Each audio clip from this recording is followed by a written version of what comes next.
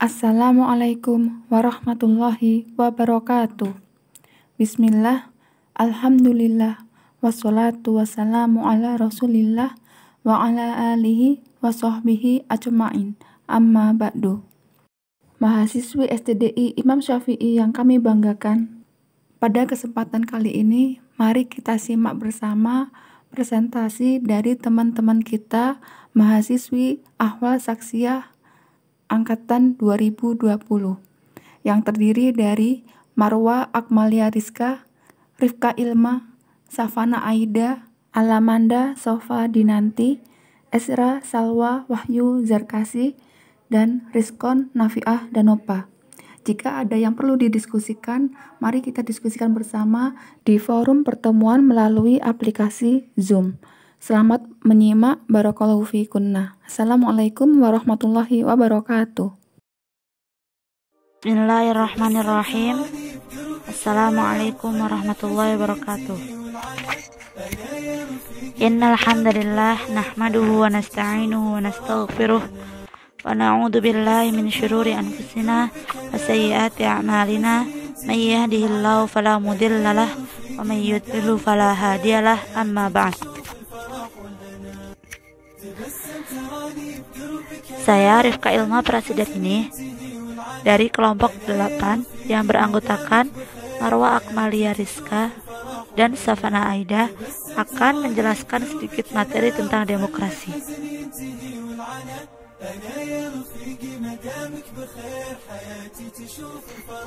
Apa yang dimaksud dengan demokrasi? Demokrasi berasal dari bahasa Yunani, demos dan kratos. Demos yang berarti rakyat atau halayak, dan kratos yang berarti pemerintahan. Demokrasi adalah pemerintahan yang diselenggarakan dari rakyat, untuk rakyat, dan oleh rakyat. Sejarah singkat demokrasi. Pemerintahan dengan demokrasi telah dikembangkan sejak lama oleh orang Yunani kuno di kota Athena. Mereka mengumpulkan semua orang yang merupakan warga negara mereka di satu area, tetapi tidak termasuk budak, wanita, orang asing, dan anak-anak yang tidak menyukai hak pilih.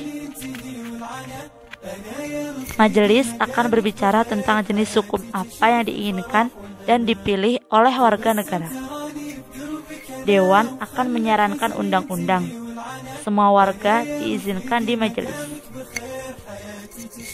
Dewan dipilih dengan undian.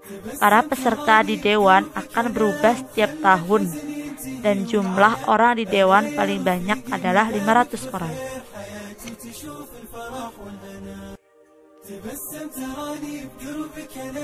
Apa saja ciri-ciri demokrasi? Yang pertama, keputusan pemerintah untuk semua rakyat. Yang kedua, menjalankan konstitusi. Yang ketiga, adanya perwakilan rakyat. Dan yang keempat, adanya sistem kepartaian.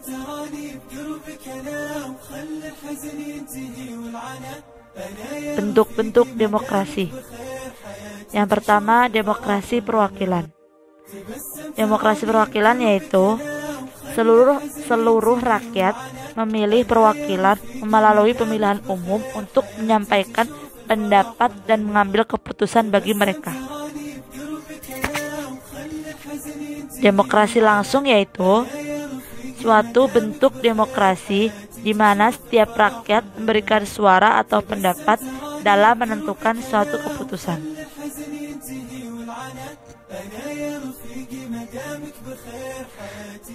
Kelebihan dan kekurangan demokrasi. Di antara kelebihan demokrasi yaitu 1.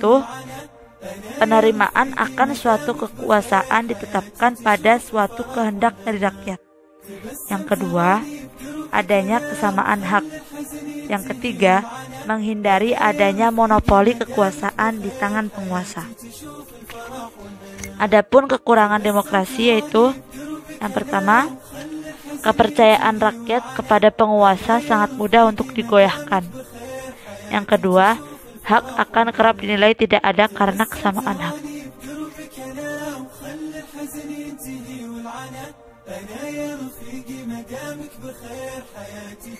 Penetapan demokrasi di Indonesia.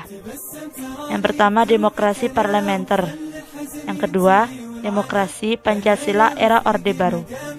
Yang ketiga, demokrasi Pancasila era reformasi.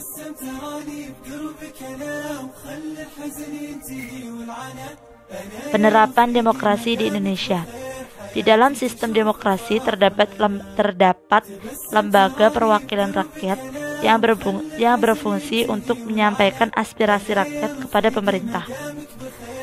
Di Indonesia sendiri, lembaga ini dinamakan Dewan Perwakilan Rakyat atau DPR yang dipilih melalui pemilu.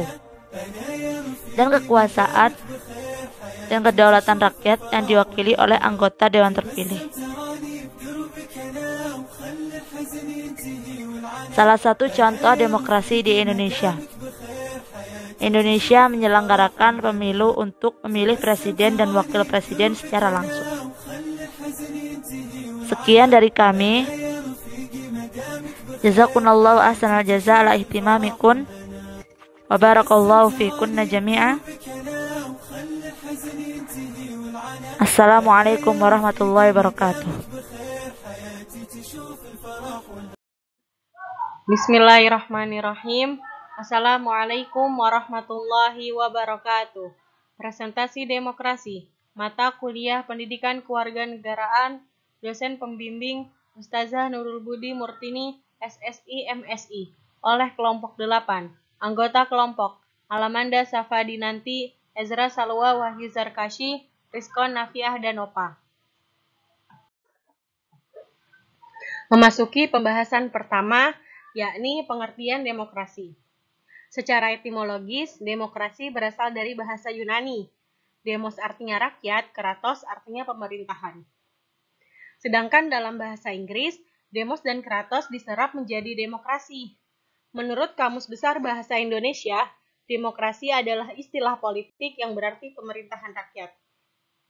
Istilah demokrasi yang paling masyhur, yakni istilah dari Presiden Amerika Serikat ke-16, yaitu Abraham Lincoln, yang menyatakan bahwa demokrasi ialah dari rakyat, oleh rakyat, dan untuk rakyat.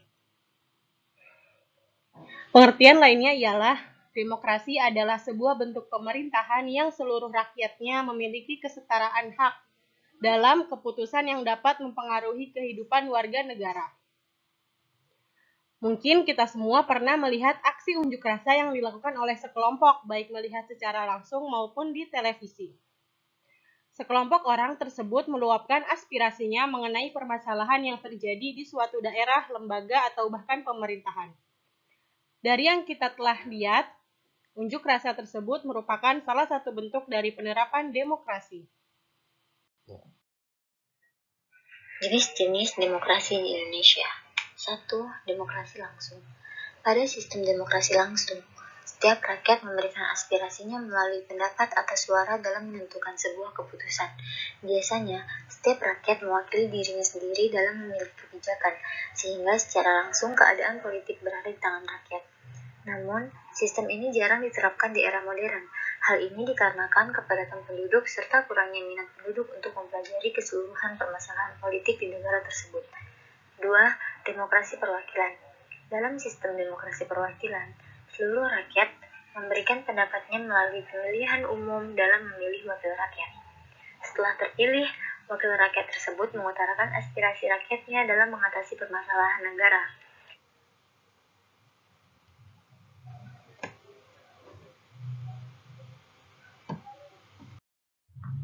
Demokrasi Pancasila. Di Indonesia, sistem demokrasi mulai semarak kembali sejak era Orde Baru tahun 1966. Karena di masa pemerintahan Soeharto, masyarakat Indonesia dilibatkan secara langsung dalam menentukan pemimpin negara melalui pemilihan umum yang bersifat luber, yaitu langsung, umum, bebas, dan rahasia. Selain itu, lembaga-lembaga perwakilan rakyat seperti DPR baik di pusat maupun daerah, MPR, dan lain-lainnya juga mulai menjalankan fungsinya untuk menampung suara rakyat. Meskipun demikian, praktek demokrasi juga tidak bisa dikatakan maksimal di era ini, karena sistem pemerintahan Soeharto yang opresif dan militeristik, khususnya terhadap kelompok minoritas dan kelompok agama. Namun, sejauh ini prinsip atau sistem demokrasi merupakan pilihan tepat untuk Negara Kesatuan Republik Indonesia. Mengingat masyarakatnya sangat pluralis, oleh karena itu, sejauh ini demokrasi Pancasila yang berlandaskan nilai-nilai Pancasila dan Undang-Undang Dasar tahun 1945 merupakan sistem pemerintahan yang paling mungkin diterapkan di Indonesia, dibandingkan dengan konsep demokrasi liberal, demokrasi kapitalis, dan demokrasi terpimpin yang dalam catatan sejarah perjalanan bangsa pernah gagal diterapkan di Indonesia. Demokrasi Pancasila merupakan representasi dari realitas masyarakat Indonesia yang memiliki ciri beragam atau multikultural, namun tetap menempatkan budaya gotong royong dan persatuan di atas segala perbedaan. Penerapan konsep musyawarah untuk mencapai suatu mufakat yang sama ini kita kenal di masyarakat juga merupakan bukti bahwa demokrasi Pancasila bertujuan untuk mengutamakan keselarasan, keseimbangan, dan keselamatan bangsa di atas kepentingan pribadi maupun golongan. Tantangan demokrasi di Indonesia. Sejak memasuki era reformasi, konsep demokrasi semakin nyata didengungkan. Hal ini terlihat dari kebebasan pers dan kebebasan berpendapat di kalangan masyarakat dalam mengkritik pemerintah. Dicabutnya larangan ekspresi budaya Tionghoa oleh Presiden Republik keempat, Abdurrahman Wahid menandakan bahwa prinsip demokrasi Pancasila masih diminati oleh bangsa ini. Namun di sisi lain, era reformasi juga membawa dilema untuk bangsa ini. Salah satunya adalah karena kebebasan berpendapat kerap disalahgunakan sebagai penegasan terhadap identitas kelompok tertentu atas nama mayoritas. Hal tersebut tentunya menjadi permasalahan tersendiri bagi bangsa ini, dan secara potensial ini dapat mencederai hakikat demokrasi Pancasila. Sebagai contohnya, banyak kita temukan konflik berbasis perbedaan agama dan budaya terjadi di masyarakat. Maraknya ujaran kebencian terhadap kelompok minoritas, serta bermunculannya ideologi intoleran dan kejahatan terorisme. Di level pemerintahan dan politik, kondisi demokrasi di Indonesia, khususnya dari aspek supremasi hukum, juga cukup mengkhawatirkan.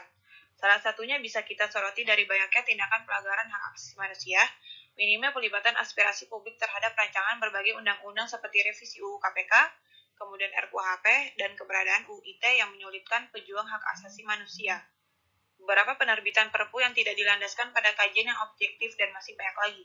Hal tersebut sangat ironis karena kedaulatan ada di tangan rakyat dan partisipasi rakyat adalah hal yang mutlak sekaligus kunci dari demokrasi itu sendiri. Selain itu, jika kita melihat situasi politik belakangan ini, banyak politikus yang memanfaatkan isu-isu SARA untuk saling menyerang lawan politik mereka demi mendapatkan legitimasi dari masyarakat.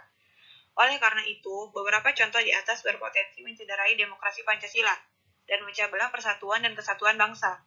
Kita seakan lupa bahwa negeri ini menjadi kuat karena dibangun dari perbedaan.